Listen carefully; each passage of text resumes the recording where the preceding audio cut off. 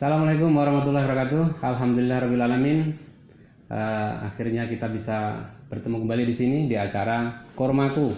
Jadi meskipun ini suasananya mendung, di sini habis hujan deras, alhamdulillah kita masih bisa menyelenggarakan acara ini. Dan di acara Kormaku ini adalah sebuah kajian online rutin yang diselenggarakan setiap hari selama bulan Ramadan. Jadi untuk acara ini kita juga akan mengundang interaksi dari para pemirsa sekalian, ayah bunda, santri-santri, ananda, para sahabat, teman-teman semuanya. Bagi yang ingin berpartisipasi, berinteraksi, silahkan nanti bisa komen, ya, bisa komen di halaman Facebooknya. Nanti kita akan coba tanggapi. Jadi Kormaku ini bisa terselenggara atas kerjasama antara Pondok Pesantren Khairul Ummah Sumedang bersama dengan Sekolah Tahfidz Plus Khairul Ummah Sumedang tingkat menengah, juga dengan Sinergi Mandiri dan beberapa usaha kecil yang ada di Sumedang sini. Alhamdulillah bersama dengan saya saat ini sudah hadir ini sahabat saya, seorang ustadz yang masih muda. Beliau adalah seorang pengajar bahasa Arab. Assalamualaikum Ustaz. Waalaikumsalam.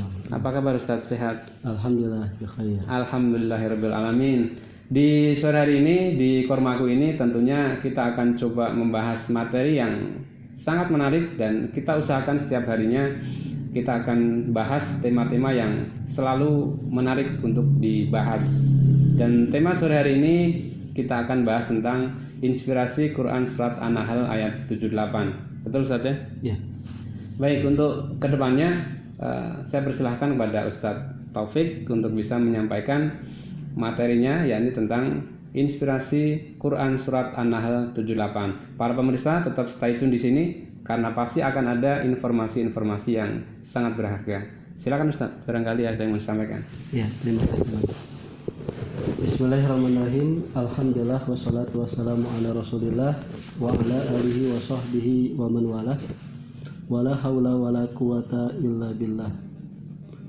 Asyhadu an la ilaha illallah wahdahu la syarikalah wa asyhadu anna Muhammadan abduhu wa rasuluhu la nabiyya ba'dah. Alhamdulillah, puji dan syukur kita panjatkan kepada Allah Subhanahu wa taala. Pada sore hari ini kita bisa kembali menyaksikan kajian online Ramadan bersama Khairul Ummah.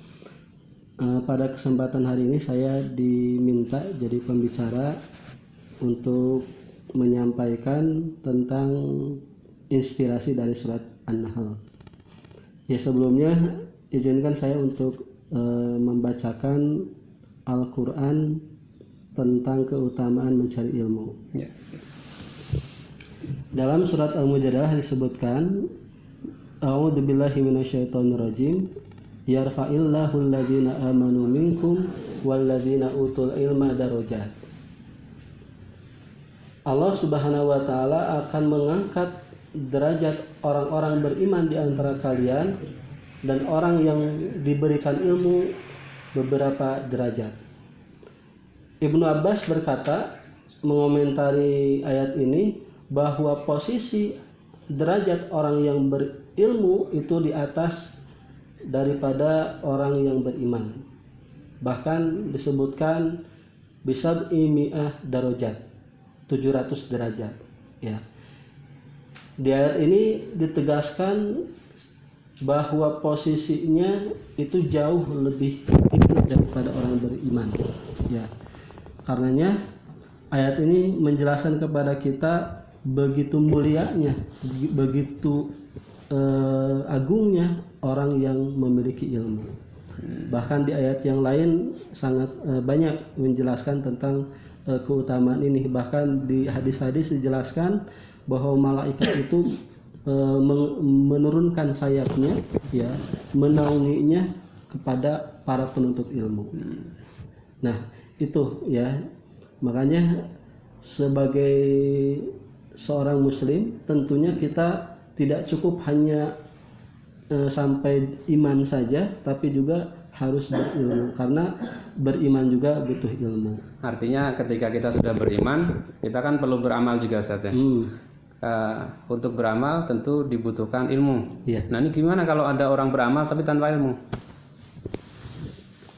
Ya, kalau ada orang yang beramal tanpa ilmu, ya bagaimana dia akan beramal?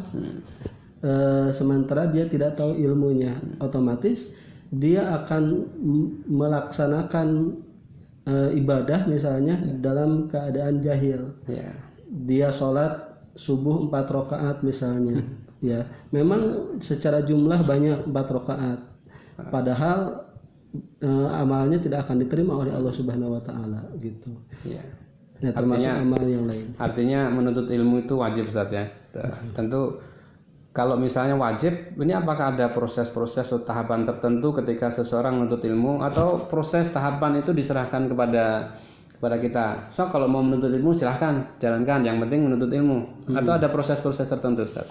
Nah, karena itu pada kesempatan ini saya akan membahas inspirasi dari surat An-Nahl tadi. Oh, An-Nahl itu tentang proses menuntut ilmu, masuk di situ, Ustaz ya? Yeah. Oh ya, silakan. Ya, Allah Subhanahu Wa Taala berfirman dalam surat An-Nahl ini, Wallahu akhrajakum min butuni ummahatikum la ta'lamuna syai'a. Ya.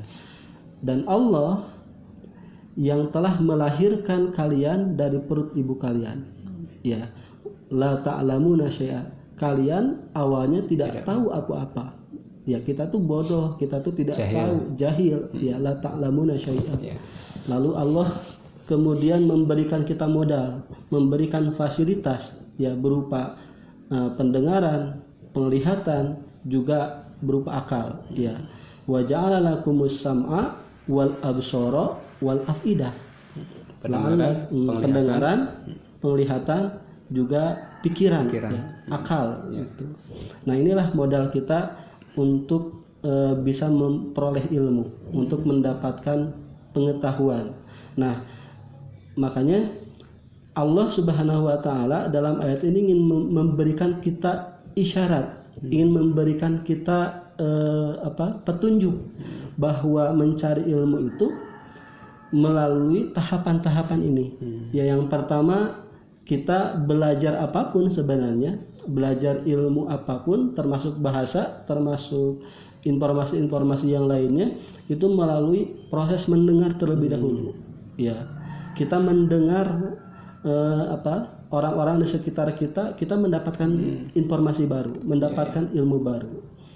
Kemudian setelah kita beranjak dewasa, ya kita sampai di usia sekolah misalnya, baru kita belajar membaca dan menulis. Nah, ini menggunakan penglihatan. Kemudian baru kita sudah masuk usia akil balik misalnya, kita sudah bisa menggunakan akal kita lebih optimal, lebih baik daripada sebelumnya. Nah, inilah 3 proses, 3 tahapan yang ingin Allah tunjukkan kepada kita dalam menerima ilmu. Oke, ini baik, ini sangat menarik saja bahwa ternyata belajar itu ada prosesnya seperti itu ya, mulai dari mendengar, melihat, kemudian berpikir. Nah, yang ini jadi menarik untuk kita. Ini kan kita kaum muslimin, Ustaz.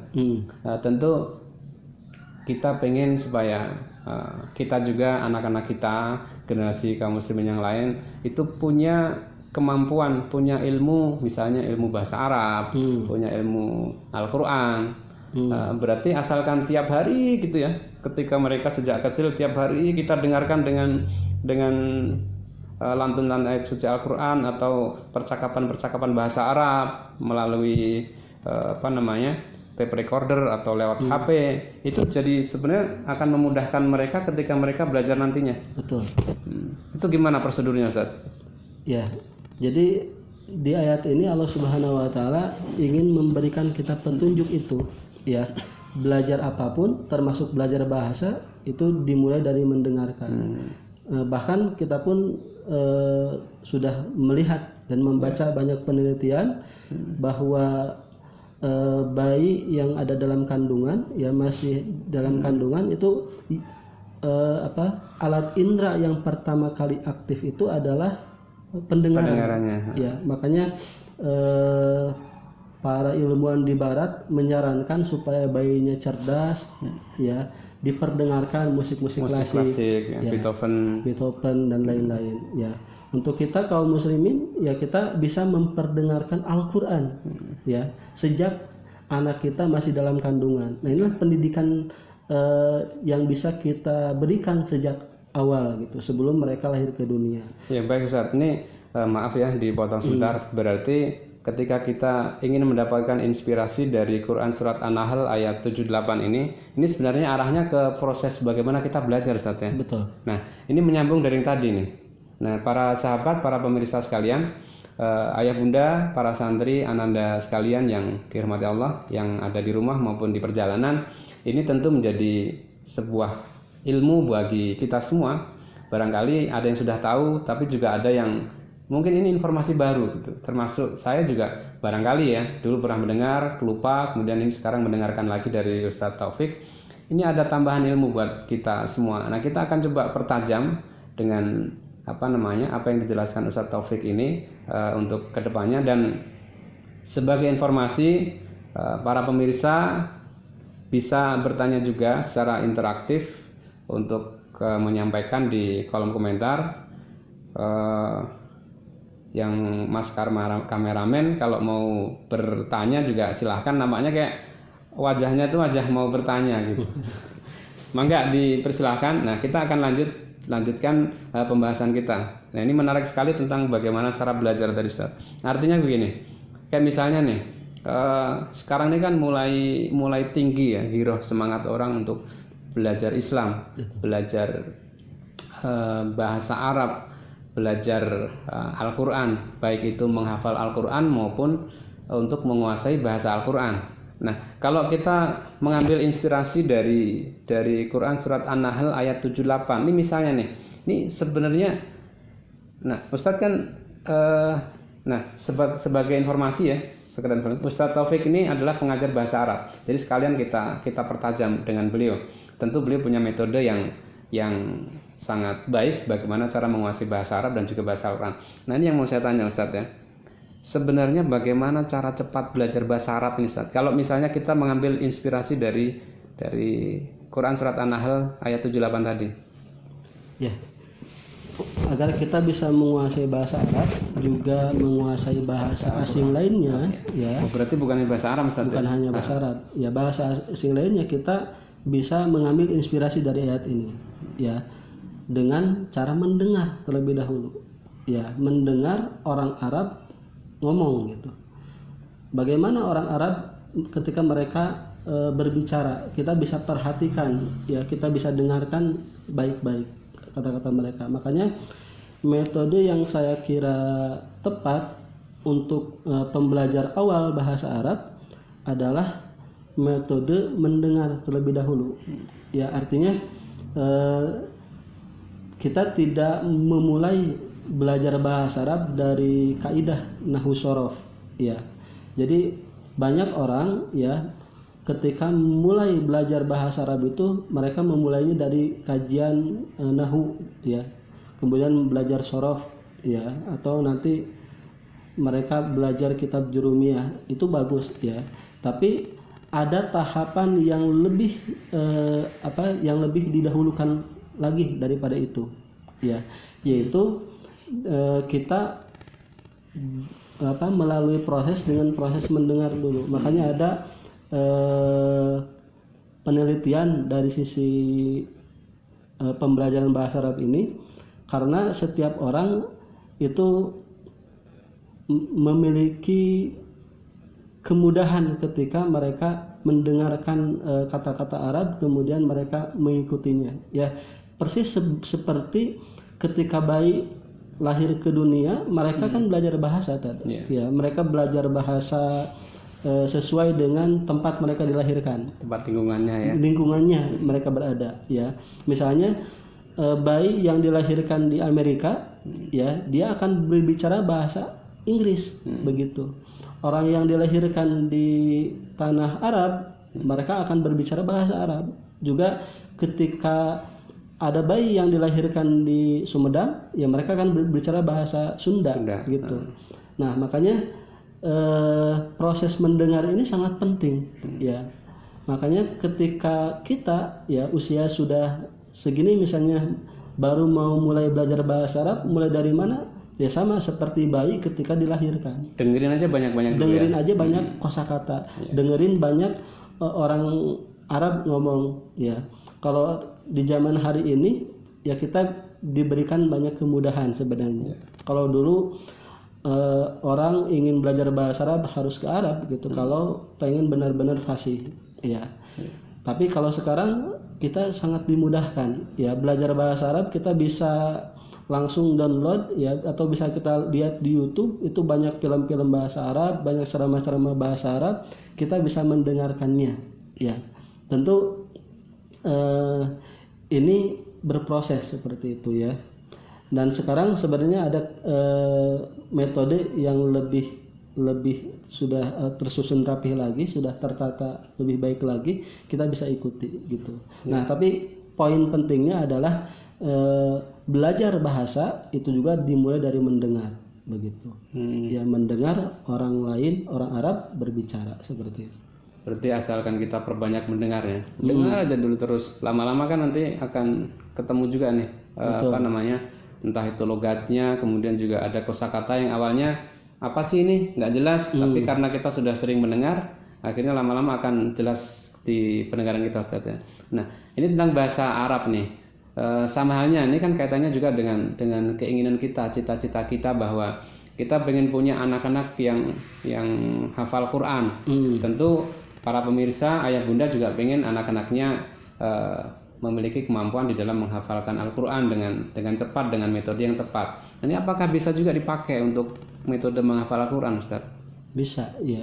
Jadi bisa banget kalau menghafal Al-Quran dengan mendengar. Ya, kita bisa melihat bagaimana para sahabat itu mereka menghafal Al-Quran ya, atau Rasulullah SAW menerima Al-Quran dari malaikat Jibril ya. Apakah Rasulullah SAW menghafal Al-Quran dengan membaca teks ya? Begitupun apakah para sahabat Rasul menghafalkan Al-Quran lewat teks ya? Ternyata tidak gitu. Rasulullah menerima wahyu dari malaikat gitu. Rasulullah mendengar ya.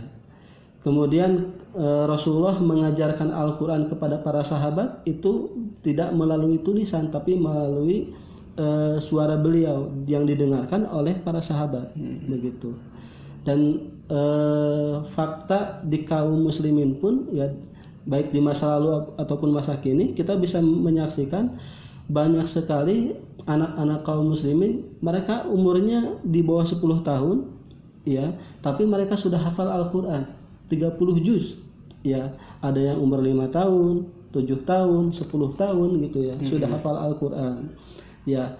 Rata-rata pas dicek mereka belum bisa baca langsung dari teksnya, tapi mereka hafal secara langsung. Bahkan kelebihannya bukan hanya hafal, tapi juga dengan nadanya ya. Misal bayi sejak lahir bahkan sejak kandungan diperdengarkan Al-Quran, misal nadanya Muzammil Hasballah misal ya, diperdengarkan terus.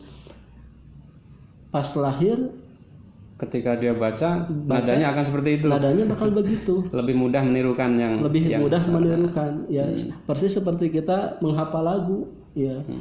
Lagu apa yang kemarin populer ya, Aisyah. Ya. Kan lebih mudah ketika kita menghafal nada gitu daripada kita coba menghafal lirik ya, lirik dalam teks, lirik lagu kita ngapalin tapi nggak tahu nadanya kan beda ya, seperti itu. Jadi kalau misalnya para pemirsa ini sedang belajar fisika ya, pengen menguasai fisika, didengarkan dulu fisika itu, dilakukan. Kalau sudah dilakukan, didengarkan, maka akan lebih mudah. Tapi nggak bisa Ustaz kalau fisika itu. Ya paling tidak berarti kalau fisika sudah mulai menggunakan penglihatannya yang kedua. Jadi yang pertama ini kan tadi mendengar Ustaz ya. Proses mendengarkan dulu itu menjadi proses pertama untuk sampai kepada tahap pemahaman. Nah, melihat juga bisa Ustaz? Bisa. Jadi prosesnya gimana nih Ustaz kalau? Ya makanya dari ayat ini proses manusia mendapatkan pengetahuan itu kan 3 tahapan tadi. Mulai dari mendengar, kemudian kita melihat, terus berpikir. Sebenarnya ini bisa dilakukan dalam ilmu apapun. Ya. Ketika mendengar misalnya tadi belajar fisika, ya yang dimaksud berarti kan kita mendengar penjelasan dulu, penjelasan dari guru yang menjelaskan kepada kita. Kan kita dikasih soal ujuk-ujuk, disuruh ngerjain tugas, nggak mungkin gitu kita paham. Kita baru tahu ketika ada penjelasan gitu, dijelaskan. Makanya suka beda sebenarnya ketika kita belajar dari membaca juga berbeda dengan ketika kita mendengar langsung penjelasan dari guru. Ketika ada penjelasan dari guru lebih ngeh gitu, lebih paham maksudnya kemana gitu. Jadi ini adalah tahapan yang sebenarnya bisa diterapkan secara umum dalam ilmu apapun. Bahkan ada ulama yang mengatakan awalul ilmi as-somtu, ya. Awal ilmu itu adalah dengan diam. Kemudian tsummal istima', kemudian mendengarkan. Ya. Itu kan tahapannya gitu. Diam dulu, diam teh bukan diam gak jelas, tapi kita diam mendengarkan penjelasan dari orang yang menjelaskan, dari guru kita. Diam, jangan sampai kita belum apa-apa guru menjelaskan kita baru kita kemudian ngomong, motong pembicaraan, ya. Tapi kita diam dulu, tsummal istima', tsummal hifdz, kemudian menghafal apa yang tadi kita dengarkan, ya. Dalam penjelasan ilmu, misalnya kita ada ceramah atau khutbah Jumat, kita dengarkan, ya. Apa yang kita dengarkan itu kan kita hafal, ya. Kita hafalkan, walaupun tidak hafalkan secara total semuanya kita hafalkan, setidaknya ketika ditanya sama orang tadi ceramah tentang apa sih, setidaknya kita bisa menjelaskan poin per poinnya walaupun tidak secara keseluruhan. Itu kan proses menghafalkan. Kita bisa menghafalkan kalau sebelumnya kita mendengarkan secara baik gitu. Kalau kita nggak mendengarkan ya nggak akan hafal. Gitu. Nah, ini para pemirsa, ini ada dari uraian terakhir yang disampaikan Ustaz Taufik, ada beberapa poin penting yang bisa kita ambil. Yang pertama, ya, ini barangkali para santri, para siswa, ananda sekalian, ini bisa menjadi perhatian bahwa awal mula ketika kita menuntut ilmu, kita ingin mendapatkan ilmu, itu diam dulu nih, diam, ya. Kemudian mendengarkan, diam, mendengarkan. Tentu ini sebenarnya kelihatan sangat sepele, ya, tetapi ini sebenarnya adalah satu hal yang sangat penting. Jadi ketika para santri ini ingin mendapatkan ilmu yang berkah, cepat bisa menyerap ilmu dari para asatidz, maka harus mendengarkan apa yang disampaikan oleh para asatidznya, dari para pengajarnya. Jadi jangan sampai ketika di kelas kemudian saat para asatidnya ini berbicara, mereka berbicara sendiri, sibuk sendiri, maka ini sebenarnya sudah menyalahi dari proses bagaimana menuntut ilmu. Ketika para asatidz bicara, maka harus mendengarkan. Nah, ingat, bukan hanya mendengarkan. Jadi poin pertama tadi mendengarkan. Yang kedua, setelah proses mendengarkan, tentu tidak hanya sekedar mendengarkan saja, tapi juga diikuti dengan kegiatan-kegiatan lain sehingga ilmu yang baru didengar tadi itu kemudian menancap ke dalam pemikirannya. Dan ini tentu adalah sesuatu yang harus diketahui oleh seluruh kaum muslimin, ya, tentang bagaimana proses belajar ini. Begitu Ustaz, ya. Jadi kaum muslimin juga harus tahu bagaimana sebenarnya proses belajar, entah belajar apa saja, dari mulai bahasa Arab, bahasa Inggris, bahasa yang lain juga tentang menghafal Al-Quran, bahwa prosesnya pun harus benar, Ustaz, ya. Artinya sekecil apapun itu, meskipun kelihatan sepele, itu tidak boleh diabaikan. Nah, barangkali Ustaz bisa jelaskan dari mulai ringkasan dari mulai awal, tapi dengan lebih sederhana, Ustaz. Bagaimana tentang sebenarnya Quran surat An-Nahl ayat 78 itu memberikan inspirasi apa sih buat kita gitu. Mangga Ustaz. Ya. Jadi inti dari surat ini sebenarnya ingin menjelaskan kepada kita bahwa manusia itu lemah, Manusia itu lahir ke dunia dalam keadaan tidak tahu, dalam keadaan bodoh, ya, perlu belajar, ya. Dan Allah pun dengan kasih sayangnya memberikan modal kepada kita berupa pendengaran, penglihatan, juga akal, agar kita bisa menggunakan itu, la'allakum tashkurun, supaya kita bersyukur, ya. Dan dari arahan ini sebenarnya tidak secara langsung Allah memberikan petunjuk kepada kita harus begini, tapi dengan adanya urutan ini, ya, urutan mendengar, melihat, kemudian berpikir, ini sebenarnya secara alamiah kita tanpa kita pun harus mempelajari teori ini, kita pun belajar apapun melalui proses ini, ya. Tapi saya ingin menegaskan bahwa ketika kita mau belajar ilmu apapun termasuk bahasa Arab misalnya, ayo kita mulai dari arahan ini, dari petunjuk yang telah diberikan Allah Subhanahu wa taala kepada kita, ya. Karena ternyata ketika kita mengambil petunjuk yang ada dari Allah Subhanahu wa taala biasanya lebih mudah gitu. Artinya ketika kita belajar yang lebih cepat, ya, ternyata metode yang telah Allah berikan gitu. Ketika kita belajar, misalnya kita mau belajar bahasa Arab langsung belajar kaidah, ya, nahwu shorof, tentu lebih sulit gitu. Kita sering menyaksikan kalau ada kursus-kursus bahasa Arab, ada pelatihan-pelatihan bahasa Arab misalnya, di pertemuan-pertemuan awal ramai gitu, ya. Banyak yang daftar. Saya pun dulu pernah membuka kursus-kursus, ramai ya, awalnya ramai.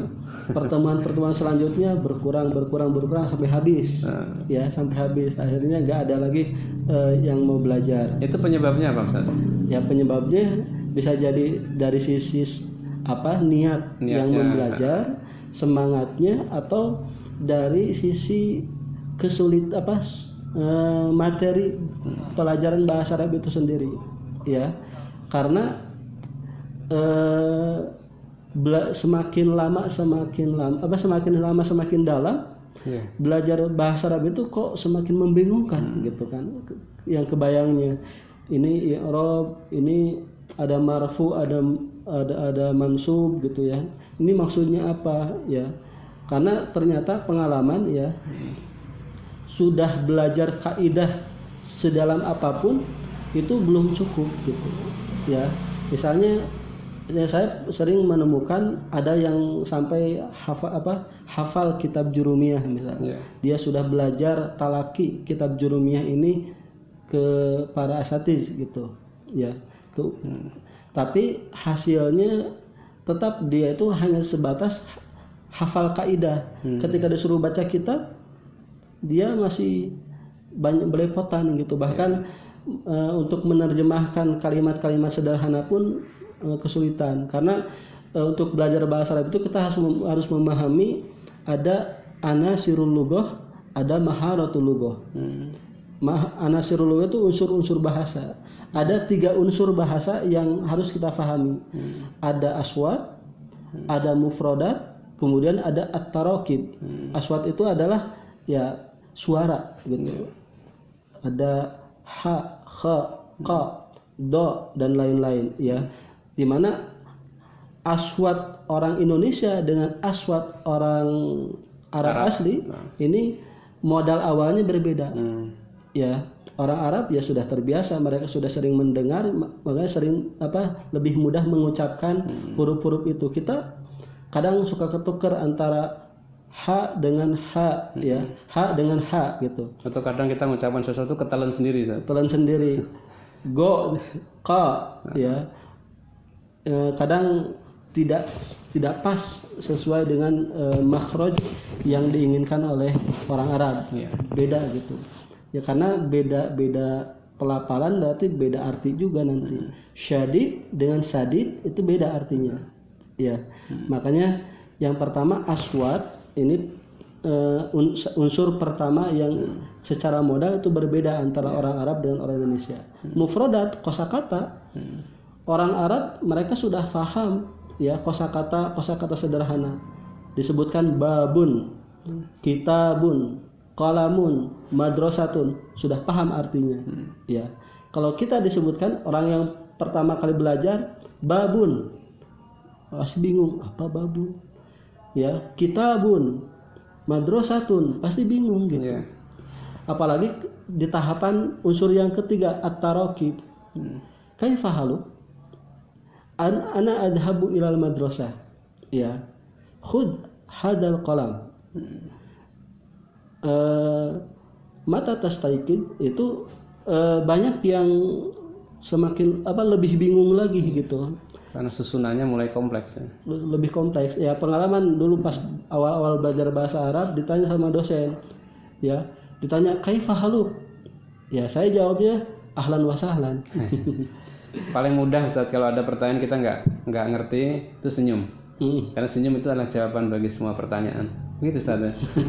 Tapi lebih bagus lagi kalau ngerti pertanyaannya dan bisa menjawab Ustaz ya. Betul. Nah, ini sekarang kita kembali lagi ke tadi Ustaz, inspirasi An-Nahl ayat 78. Kita kembalikan ke tema awal tadi. Nah, apa yang tadi Ustaz ceritakan itu juga sering dialami yang lain, termasuk saya juga sering mengalami pada saat pertama belajar bahasa Arab misalnya. Ketika mulai menemui kesulitan ya, kan awalnya masih mudah belajar isim, kemudian fiil, kemudian belajar harfun, itu masih mudah ya. Dan ketika sudah masuk ke tasrifan, kita mulai agak susah. Nah, ketika sudah menemui kesulitan seperti itu, ini semangat mulai turun nih. Nah, bagaimana nih kaitan antara inspirasi An-Nahl ayat 78 ini dengan bagaimana sih sebenarnya ketika kita menghadapi sesuatu yang semakin sulit untuk kita pelajari, adakah inspirasi yang bisa diambil dari Quran surat 78 tadi untuk mengatasi kasus-kasus kita mengalami kesulitan belajar, Ustaz? Ya, yang namanya belajar tetap itu banyak godaannya, banyak tantangannya. Apalagi bahasa Arab itu berbeda dengan bahasa yang lainnya. Kenapa berbeda? Karena bahasa ini akan digunakan sebagai alat untuk mempelajari ilmu-ilmu syariah. Ya, makanya ketika kita mulai belajar harus banyak-banyak berdoa. Ya, harus banyak-banyak berlindung kepada Allah dari godaan setan. Banyak setannya tadi. Ya, banyak yang mengganggu gitu. Kiri kanan setan, depan setan, belakang setan, atas setan. Dulu pas awal-awal mau masuk kuliahan bahasa Arab kan banyak yang bertanya-tanya, ngejek gitu. Ya semua ngejek lah gitu. Jadi ngapain belajar bahasa Arab, madesu, masa depan suram, atau disebut mau miara unta ya. Ya jadi sindiran-sindiran begitu ya. Tapi kan kalau kita punya niat untuk belajar, insya Allah ya. Nah, kaitannya dengan inspirasi surat An-Nahl ini justru Allah ingin memberikan tahapan agar kita lebih mudah belajar ilmu itu. Artinya belajar ilmu apapun, belajar matematika, fisika, ilmu fikih, hadis, juga ilmu-ilmu yang lain, pasti ada tahapannya, ada tangga-tangga yang harus kita lalui dari mulai tingkat pemula sampai tingkat atas. Itu kan para ulama sudah menyusunnya sebenarnya, ya sudah menyusunnya.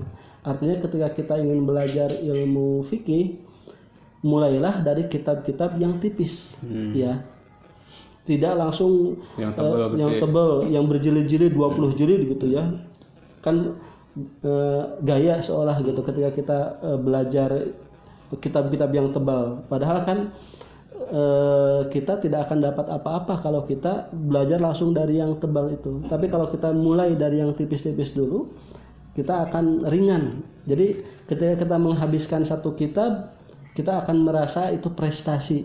Ya, alhamdulillah sudah beres. Tapi kalau di awal kita belajar langsung dihadapkan pada masalah-masalah yang sulit, langsung stres kita ya. Langsung stres lebih dulu. Aduh, kayaknya saya seumur hidup gak akan pernah menguasai bahasa Arab.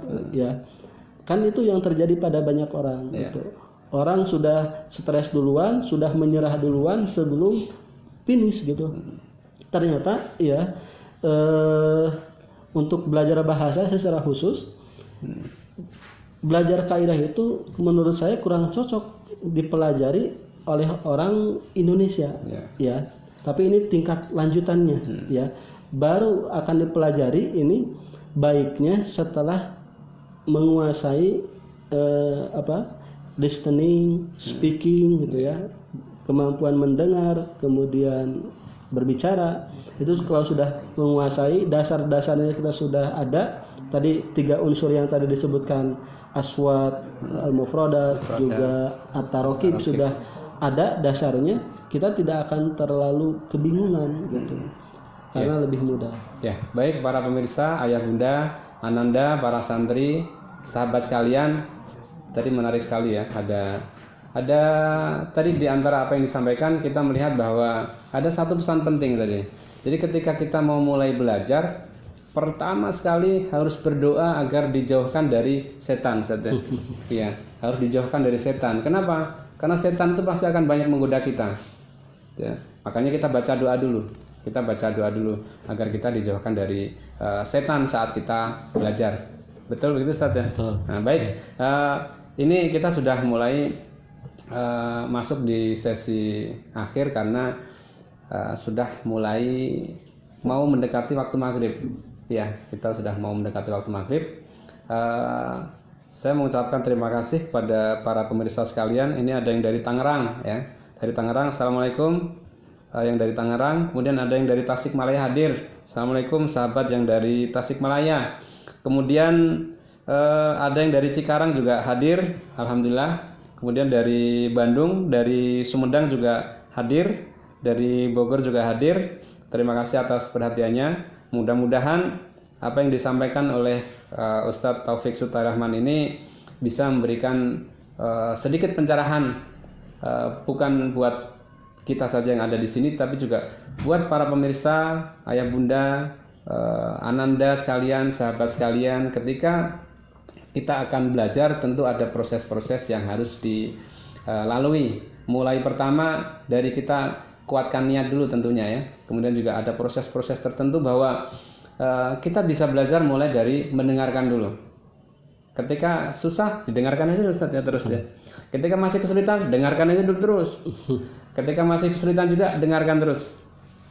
Ketika itu diulang-ulang terus. Jadi proses itu akan bisa jadi ketika sesuatu itu dilakukan repetisi, dilakukan pengulangan, maka itu akan mempermudah bagi kita memahami. Kemudian juga kita melihat, intinya ada yang bilang bahwa sesuatu yang bisa diindra itu lebih mudah untuk mempelajarinya. Barangkali betul Ustaz ungkapan seperti itu. Nah, ini yang untuk menutup acara ini Ustaz. Ini apa istilahnya itu kunci. Ini karena Ustaz kan pengajar bahasa Arab juga pengajar tahfidz Quran juga. Nah, kebetulan saya juga sangat ingin menghafal Al-Quran, sedang proses juga pengen tahu nih sebenarnya kunci dan juga tips-tips untuk cepat menghafal Al-Quran apa Ustaz? Berdasarkan dari inspirasi An-Nahl 78 tadi. Betul. Ya, kalau kita ingin menghafal Quran sampai mungkin misalnya, ini mengambil inspirasi dari surat An-Nahl 78 ini lebih cocok gitu. Kita misalnya bisa mendengar salah satu masaih ya, syekh yang bagus suaranya, yang kita lebih senang, misalnya saya lebih cocok misal Syekh Mas'ud Rasid Al-Afasi ya. Nadanya lebih sederhana ya, lebih mudah. Kita dengarkan beliau berulang-ulang, misal satu halaman diulang-ulang sehari 20 kali misal. Besoknya di halaman berikutnya, besoknya lagi halaman berikutnya dengan pengulangan yang sama. Atau dengan urutan yang bisa, misalnya kita pengulangannya dalam sehari 1 juz misal, diulang 2 kali 3 kali, tapi itu dilakukan selama sebulan bisa ya. Asal konsisten ya. Nah setelah misalnya kita beres dari proses mendengarkan per juz misalnya, kita bisa bantu menguatkan hafalan kita itu dengan membaca Al-Qur'annya. Jadi kita sudah pernah mendengarkan halaman tersebut, kita pun coba kuatkan hafalan Al-Quran kita dengan membaca secara langsung dari Al-Quran. Ya, misal kita baru beres menghafal surat Al-Baqarah juz 1 misal. Kita selanjutnya kuatkan hafalan kita itu dengan membaca secara langsung dari Al-Quran. Ya, diulang 5 kali misal. Ternyata lebih mudah, lebih cepat daripada kita sebelumnya tidak mendengar langsung menghafal. Itu biasanya rada sulit gitu. Bahkan bagaimana cara membacanya rada kagok gitu. Tapi kalau mendengar, pas kita membaca pas kita membaca ada bayang-bayangan gitu. Setelah ayat ini apa yang dibaca, setelah ayat ini apa yang dibaca itu kebayang gitu. Nah, itu kan yang pertama mendengar, yang kedua melihat, berarti membaca Al-Quran secara langsung dari Al-Quran, dari mushaf. Kemudian yang ketiga, kita bisa minta bantuan dari tafsir Al-Quran. Kan wa'afidah, dengan kita membaca tafsir Al-Quran, ini kira-kira ayat ini membahas tentang apa sih? Jadi kita nanti kebayang. Mendengar sudah, kemudian membaca sudah, dibantu yang terakhir dengan membaca tafsirnya. Makna-makna yang terkandung dari ayat tersebut biasanya lebih menghujam lagi, kan keren begitu. Nah itu maksud saya, inspirasi dari Al-Quran, dari surat An-Nahl ini ke arah sana ya. Lebih ke arah pembelajaran Ustaz ya. Pembelajaran, termasuk tadi pembelajaran menghafal Quran. Ya. Kan kebanyakan kaum muslimin hari ini menghafal Quran metodenya saya kira belum tepat gitu ya. Udah gitu hanya sebatas hafal saja, hanya sebatas hafal tanpa paham maknanya, seperti itu. Ya, baik Ustaz. Pemirsa sekalian, saat ini di sini sudah masuk waktu maghrib. Saya ucapkan selamat berbuka puasa bagi yang di tempatnya sudah masuk waktu maghrib. Saya tidak akan menyimpulkan apa yang menjadi topik pembahasan pada sore hari ini.